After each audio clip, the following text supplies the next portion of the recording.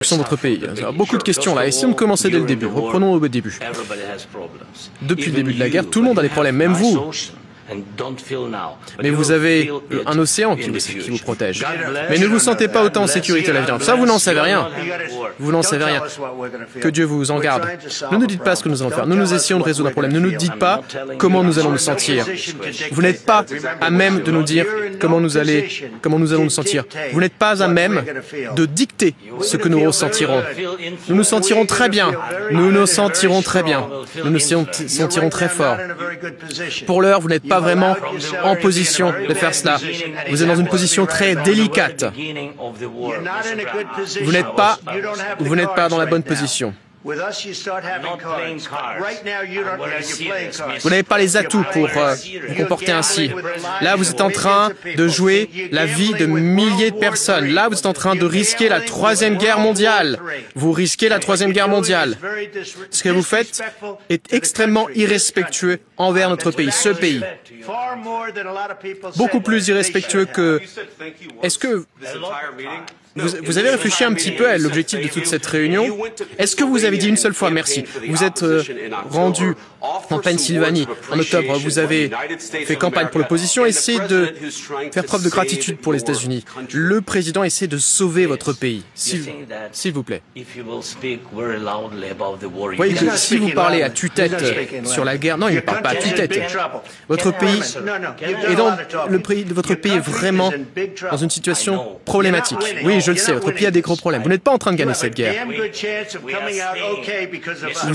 Vous aurez une sacrée bonne chance de vous en sortir grâce à nous. Oui, Monsieur le Président. Depuis le début de la guerre, nous avons été seuls. Mais je vous remercie. Nous vous avons donné 350 milliards de dollars. Nous vous avons donné de l'équipement, du matériel militaire. Si vous n'aviez pas eu notre matériel militaire, si vous n'aviez pas eu notre équipement militaire, cette guerre aurait été terminée en 2 semaines. En 3 jours, c'est ce que j'ai entendu de la bouche de Poutine. Ça sera très difficile. Ça va être difficile de faire affaire comme ça. Merci. Pouvez-vous nous dire merci? Sauf qu'il y a des accords. Donc, essayons de régler ces désaccords plutôt que de se battre devant les médias américains alors que vous avez tort. Vous savez que vous avez tort.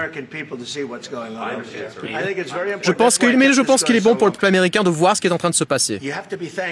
Vous devez être reconnaissant. Il y a des gens qui sont en train de mourir. Vous avez de moins en moins de soldats. Vous serez bientôt à court de soldats. Et là, vous nous dites que vous ne voulez pas, vous nous dites je ne veux pas de cessez-le-feu. Écoutez, si vous pouvez obtenir un cessez-le-feu dès maintenant, moi je vous dis prenez-le. Et les balles arrêteront de fuser. Je veux arrêter la guerre. Je vous le dis, moi je veux un cessez-le-feu. Parce que vous pouvez obtenir un cessez-le-feu plus rapidement qu'un accord. Ce n'est pas avec moi que vous avez signé un accord. C'était avec un type qui s'appelait Biden qui n'était pas intelligent. Non, excusez-moi, c'était avec Obama. Moi, je vous ai donné les Javelins pour détruire tous ces tanks. Obama... Non, Biden vous a donné les Javelins. Il faut faire preuve de plus de reconnaissance, parce que je vous le dis, vous n'avez pas les atouts dans votre jeu. Avec nous, vous les avez, mais sans nous, vous ne les avez pas. Oui, ça va être difficile de passer un accord. Va falloir changer d'attitude.